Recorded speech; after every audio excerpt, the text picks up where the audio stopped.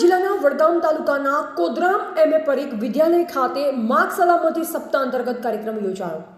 વડગામ તાલુકાના કોદરામ એમએ પરીખ વિદ્યાલય ખાતે બનાસકાંઠા જિલ્લા આરટીઓ ઇન્સ્પેક્ટર વીપી પટેલના અધ્યક્ષસ્થાને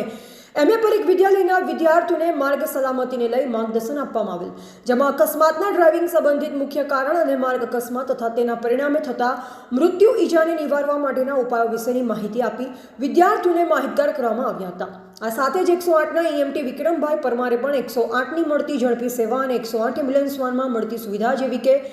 દર્દીને ઓક્સિજન મળી રહે અને પ્રાથમિક ટ્રીટમેન્ટની સમજ વિદ્યાર્થીઓને આપી તેમજ સીપીઆર અને ફર્સ્ટ એડની સમજ આપી। માર્ગ સલામતી સપ્તાહ કાર્યક્રમમાં Palanpur RTO inspector, assistant inspector તેમજ 108ના કર્મીઓ તેમજ શાળાના આચાર્યશ્રી, પ્રમુખશ્રી તેમજ શિક્ષકગણ તેમજ વિદ્યાર્થીઓ મોટી સંખ્યામાં ઉપસ્થિત રહ્યા હતા। રિપોર્ટર અબ્બાસ મીર, વડગામ।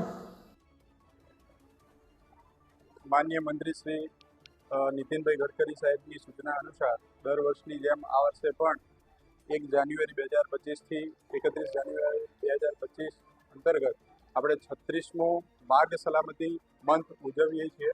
જે અંતર્ગત આજ રોજ તારીખ 6ના રોજ આપણે એમએ પરીખ કેળવણી મંડળ કોદરામ ખાતે